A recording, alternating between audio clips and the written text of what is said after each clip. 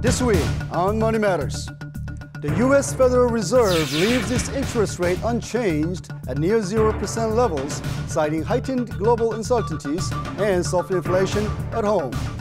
Which key industries help build up Korea's global image and brand value? We'll look at the fields that foster growth and where they come from. Groomed to perfection, more men are turning to a wide range of products to give them just the right look as part of a greater socio-economic trend. What's tourists matter in Asia? We'll look at the changing landscape of business in Korea and the rest of Asia on Money Matters.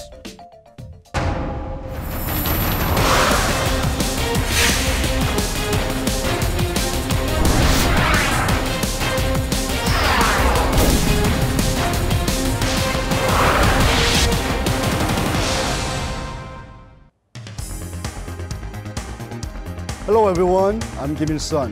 Thanks for joining us once again. Today on our front page, we'll look at the U.S. Federal Reserve's rate freeze and the anxiety it has left in the markets. What implications does this have for the greater global economy? We'll take a closer look. In one of its most anticipated meetings in recent years, the U.S. Federal Reserve kept its interest rate unchanged at 0 to 0.25%. Inflation, however, has continued to run below our longer-run objective, partly reflecting declines in energy and import prices. Chair Janet Yellen did, however, leave the possibility open for a rate liftoff before the end of this year in a press conference after the FOMC meeting. She signaled a rate hike would come when there are stronger indications that a 2% inflation target is attainable. Markets calmed after the announcement, although it did send most major indices across the world downwards.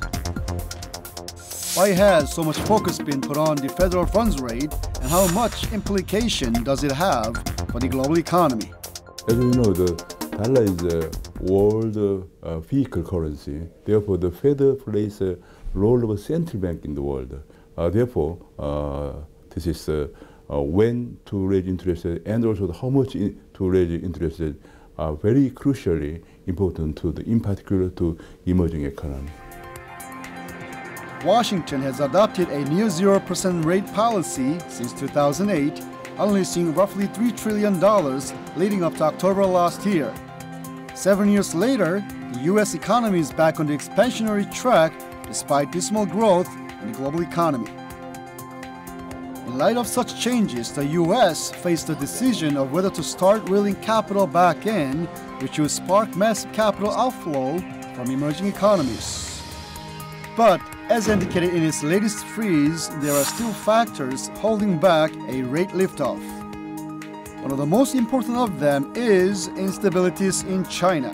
Slowing growth, the recent market rout, and less promising economic indicators are said to have contributed to the Fed's rate freeze.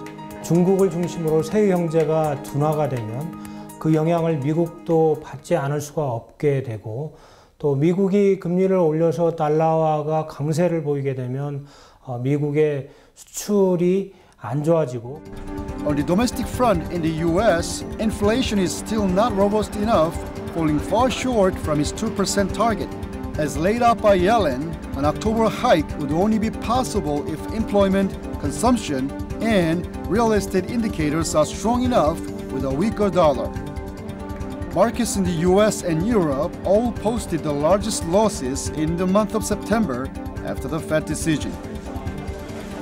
Korea's Kospi and Kosdaq are also seeing effects from the rate freeze.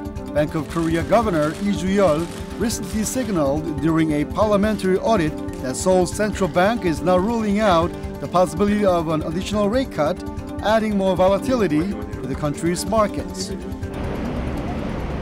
Following recent Federal Reserve rate freeze, many experts believe there is now a possibility that Korea's central bank will carry out another rate cut.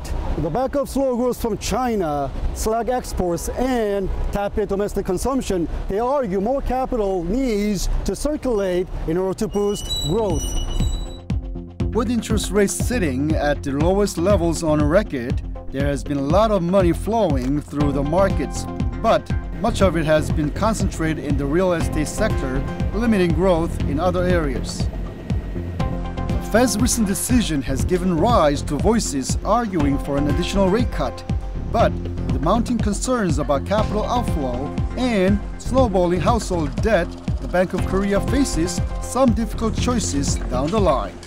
우리 경제의 효율성을 높이고 또 성장 잠재력을 키울 수 있는 경제 구조 개혁 작업을 계속 추진해 나감으로써 외국인 투자자들의 신뢰를 잃어버리지 않도록 하는 것이 중요하겠습니다. Meanwhile, the Fed Reserve still has 2 meetings scheduled for October and December before the end of this year. Officials and investors around the world will be keeping a close watch on further signals from the Fed in the face of continuing uncertainties in the global financial market.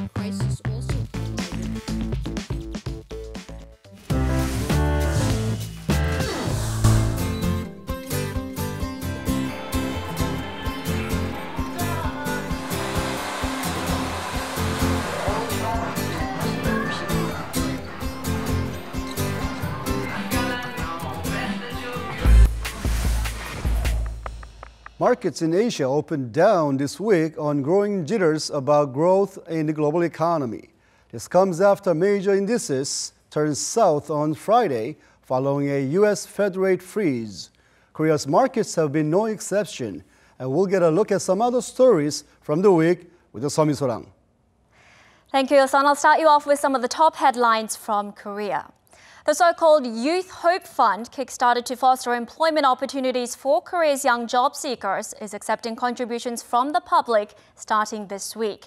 During a meeting at the presidential office of Cheongwade with senior secretaries, President Park Geun-hye said she hopes people from all walks of life will pitch in. Donations can be made through banks, and the fund will be put towards areas such as skills training, certifications, and overseas work opportunities. The president said leaders in political, business, and religious circles have already expressed interest in the fund, which was launched last week. The president made the first donation, pledging a monthly contribution of 20% of her salary on top of an initial sum of $17,000. The first round of negotiations on a free trade deal between Korea and 6 Central American countries has begun in Seoul. Back in June, trade ministers from Korea, El Salvador, Panama, Guatemala, Honduras, Nicaragua, and Costa Rica had agreed to push for a comprehensive free trade pact. The 6 Central American countries combined make the 5th largest market in Latin America. Trade between Korea and the 6 countries has nearly doubled over the past decade, reaching $5 billion last year.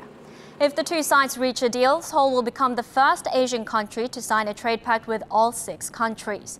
Trade officials say if sealed, the FTA will lead to more exports in cars, auto parts, and electronics for Korea, while bringing in more coffee and fruit from the Central American nations. And now a look at some stories from other parts of Asia and around the world. BB cream, air cushions, and facial sheet masks. These are just some of the Korea's cosmetics that have skyrocketed in exports. The K-beauty boom is especially gaining ground in China. Thanks to the popularity of the Hallyu movement, more female Korean celebrities have been in the spotlight, particularly for their hairstyle and makeup. This interest has given birth to a new tourist program known as the K-Beauty Academy course, designed to offer tips on Hallyu star makeup trends to Chinese professionals and tourists. Some of the best-known makeup artists that have celebrity clients offer the classes, which can cost up to $8,500 a day per team. Korea Tourism Organization, which has rolled out the program, says it will create more courses for both members of the public and professional artists from China in the future, ranging from one-day classes to one-month programs.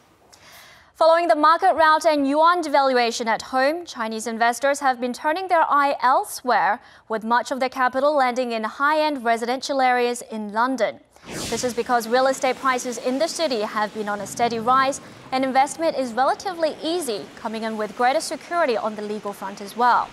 Some of the spots most popular have been the districts of Mayfair, Keybridge, and Battersea.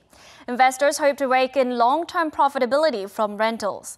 Real estate investment management firms say overall residential prices in London will rise 25% by 2019, with 7% annual growth.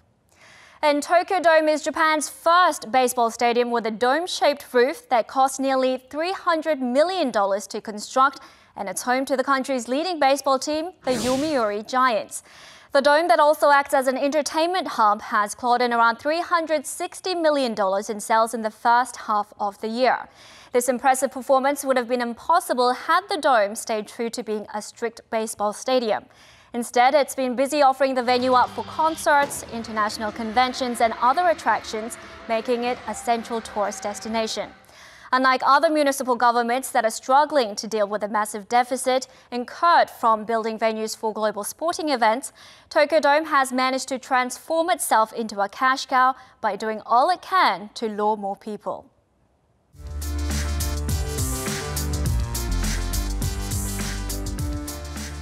BMW, Gucci, Apple, Samsung, and LG. The global market is dominated by those brands preferred and recognized by consumers. Brands set the image and the reputation of products and services. We'll find out which Korean brands are imprinted within the minds of consumers. We have Ole Duvunov, a strategist at Asia Institute, covering this.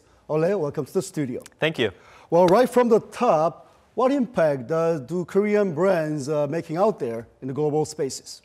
Well, Korean brands are increasingly recognized for quality and for design overseas.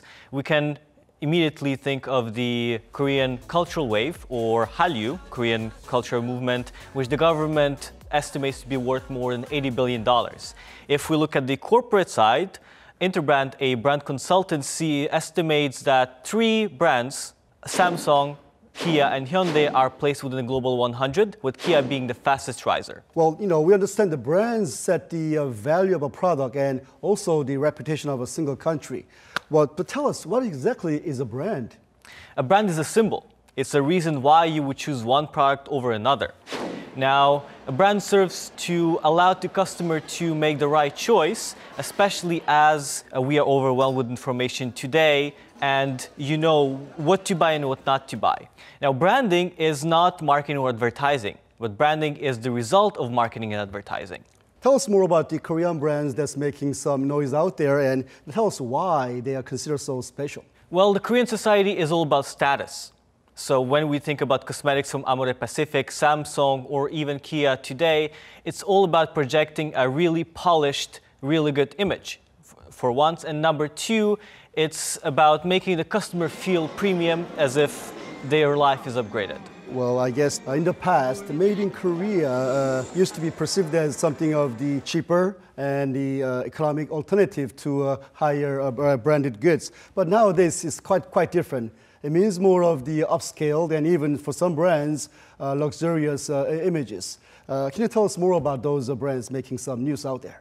We can immediately think of Kia, which the J.D. Power car consultancy has placed number 2 for quality in the world, just behind Porsche. The company has hired in 2006 Peter Schreier, the ex-designer of Audi TT Quattro, and this design philosophy has been transported to Kia, where they focus on performance, digital brand communication, and new car lines such as green cars. Well, on the other side, there are certain big brands out there that's making a long history. Why did they become such a good brand in the first place? Well, good brands know exactly what they stand for right from the beginning. When we take Audi, they stand for sportiness, progressiveness, and sophistication.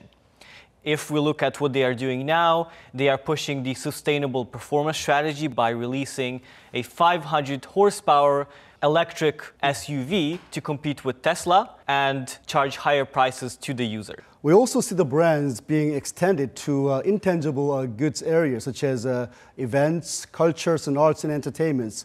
Can you elaborate more on it and give us the view of the brand creation and brand management strategy that's happening out there? The biggest trend I feel right now is about emotional branding, which requires high budgets, high resources, and pushes the marketing message to the consumer to make them feel emotionally connected to the brand. Kia has been really pushing this strategy, and this has been making them successful. Their slogan is vibrant, distinctive, and reliable. And to make customer feel this, they even created a fragrance, which is young and energetic, So when people feel the fragrance, they are immediately connected to the design and the performance of the car. It looks like the branding is becoming more and more important, even at the national scale, to boost the national economy. Tell me what activities do we see from the Korean government to promote this branding worldwide? Well, the Korean government has been very active in this field even from the 1990s by putting 1% of the national budget towards promoting cultural activities such as K-pop exports, launching agencies to do this in many different countries. And it has been very successful also in setting up cultural departments at the universities. So if we look at the overall larger picture, the Korean government has been much more active than others in this field, and it will pay in the long term in terms of the revenue for Korean companies and in terms of increasing national Korean brand. I guess the Korean brands are making a lot of activities out there. You know, when you think of Italy, you think of fashion. Germany, high engineering comes right to our minds. When you hear of Korea, I wonder what the world will think of when you hear of Korea in the next, say 10 years or so. Well, thank you for your report, Ole. Thank you.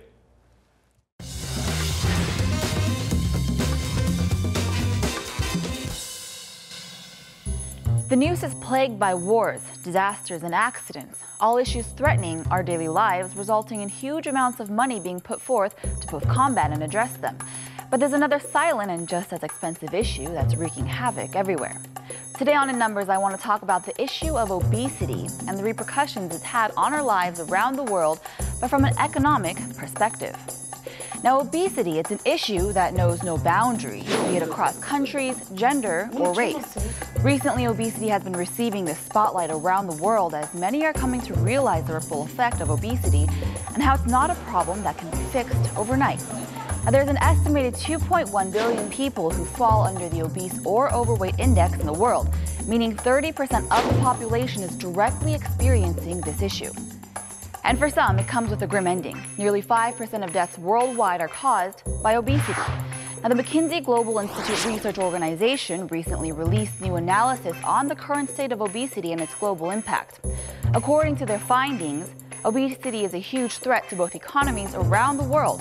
Now, one of this generation's most universal threats is, of course, the war on terrorism, and that's considered the biggest global economic burden at $2.1 trillion. But right behind that is obesity, with an estimated impact of $2 trillion, affecting both developed and developing nations. Now, that's followed by alcoholism, air pollution, and traffic accidents.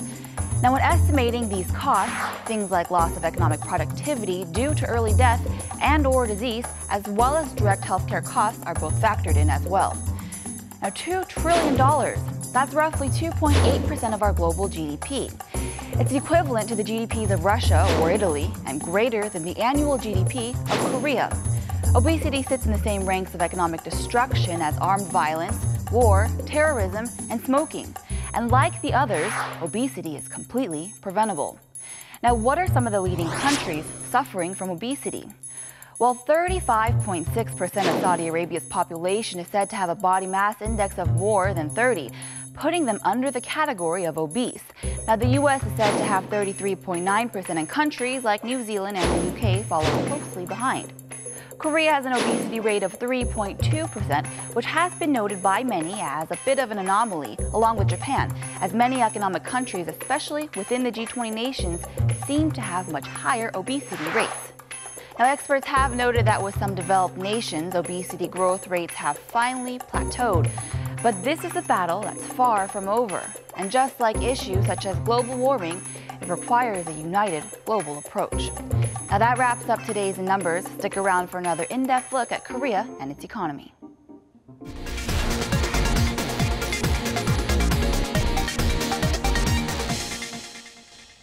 A lot of time and money goes into making yourself look good, and Korea is seeing a growing number of men splurging on their appearances compared to before.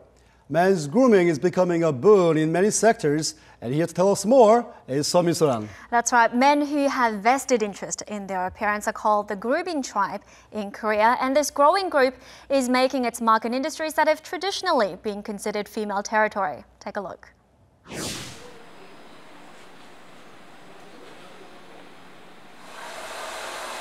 25-year-old Kim Woo-sung is part of a growing group that visits men's fashion stores on a regular basis.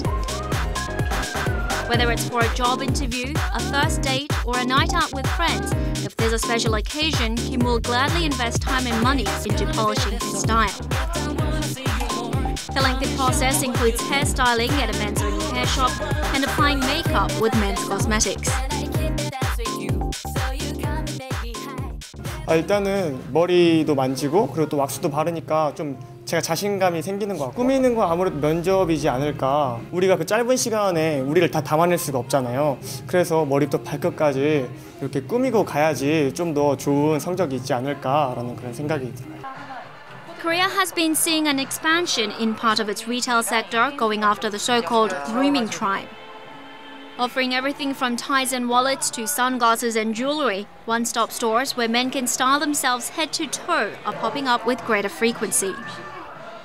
분명히 실질적인 효과는 있었고요. 그러니까 예를 들면은 저희가 바버샵을 하게 되면은 일단은 머리를 하러 바버샵에 오게 되면은 저절로 지금 의상들을 볼 수가 있고 저희 그 직원분들이 이렇게 스타일링까지 도와주고 있으니까 그냥 단순히 바버샵만 온 게 아니라 스타일링까지 받고 이렇게 옷을 구매로까지 연결되니까 저희 쪽에서는 그러니까 상부상조하는 그런 개념이 됐어요. So how did the grooming tribe phenomenon come about? 이렇게 이제 그루밍족이 많아지는 현상 자체는 전 세계적인 메가 트렌드라고 이렇게 얘기할 수가 있겠습니다. 우리가 이제 이런 현대 사회에서 외모가 점점 중요해지는데 이런 걸 가리켜서 우리가 매력 자본이다 이렇게 얘기를 합니다. 현대 사회에서는 돈을 직접적으로 벌어줄 수 있고 또 이게 돈이 되는 그런 자본력을 가지고 있다라고 이렇게들 해석을 하죠. Korea underwent rapid economic expansion in a short period of time, and with rising income levels, external appearances provide a greater competitive edge. I'm here at a beauty expo where you can get a feel for the latest trends in the Korean cosmetics industry. As you can see, it's quite easy to spot those who are into the trend of men's grooming, mostly congregating around booths centered and dedicated solely to male customers. This all shows that the market targeting men is carving out an ever-growing portion of the Korean cosmetics industry. Delight International Group is dedicated to developing skincare products for men. Whereas in the past, men's cosmetics were centered on skincare, cleansers and lotions, these days there's greater demand for colored cosmetics as well, such as eyebrow pencils and BB cream. 미국하고 유럽하고 또 일본 같은 시장에서 이미 그루밍 시장이 엄청 활성화되고 있어서 아직 아시아를 대표하는 남성 화장품 메이커가 없다고 생각해서 만들게 됐습니다. The global cosmetics market currently stands at around $250 billion, and men's products are taking up an ever-growing proportion of it. In Korea, male beauty and grooming product industries surpassed the $766 million mark in 2011, and it's expected to surpass $1.7 billion this year. Along with a rising number of well-polished and manicured men, there's a growing number of massage and spa shops geared specifically toward men. It's said that 1 in 10 Korean men regularly visit facial spa shops. 직장인들뿐만 아니라 조금 다양하게 찾으세요. 향후에는 조금 30, 40대에 국한되지 않고 그 전 연령층이 이렇게 바디 케어나 페이셜 케어나 그런 식으로 많이 받으시는 이제 추세라고 해야 하나 점점 넓어지고 있어요, 층들은. 지금은 젠더리스라는 개념입니다. 또는 크로스 섹슈얼이라고 하죠. 그러니까 이전엔 여성들이 사용하던 건데 이제 남자들이 그걸 사용을 하는 거고 남성들이 이제 미적 본능 같은 것들이 이제 깨어나고 있어가지고요. 남성들을 대상으로 한 다양한 미용 산업 같은 것들이 이제 활성화될 전망입니다. 남성을 위한 미용 토탈 서비스 같은 것들이 앞으로 더욱더 각광을 받을 전망입니다. The grooming tribe is not shy about investing in style. In a social climate where looks and appearances are offering a leg up, the industry is forecast to expand further and take up a significant portion of the Korean fashion and beauty industry. You know, I can see a lot of men are proactive about looking after themselves nowadays. And in your report, you said 1 1 in 10 men go to spas to get themselves groomed. That's quite more than I ever imagined. That's right. When I went to spas and massage shops, a surprisingly high proportion were male customers. Now, having said that, most men are still rather shy. They're not quite comfortable with, receiving beauty treatment or shopping in the same space as women. They prefer isolated, male-only spaces and for skincare products that are clearly labeled for men. And this is something businesses take into account when designing new products or designing their office layout. Well, I guess they don't want to be seen as doing something effeminate, and that which brings me to my next question. Is there prejudice against those men who tend to look themselves? Well, not just in Korea, but globally. Society's perception on men who look after themselves, the grooming tribe, or metrosexuals has become more relaxed. Together with eating right and exercising, grooming is now seen as a part of looking after yourself. And in reality, being well-polished gives you a leg up when you're trying to meet new people and set a good reputation or a good impression, whether it's for a new job, networking, or social life. As society becomes more and more competitive, I guess, the men's grooming is becoming more of a necessity and not just an option. Thank you, Ms. Rang, for your report. My pleasure. That's all we have on Money Matters. I hope you enjoyed it. We'll bring you plenty of stories as they unfold in Asia and give you a view of the changing landscape of business in the region. I'm Kim Il-sun. Thanks for watching.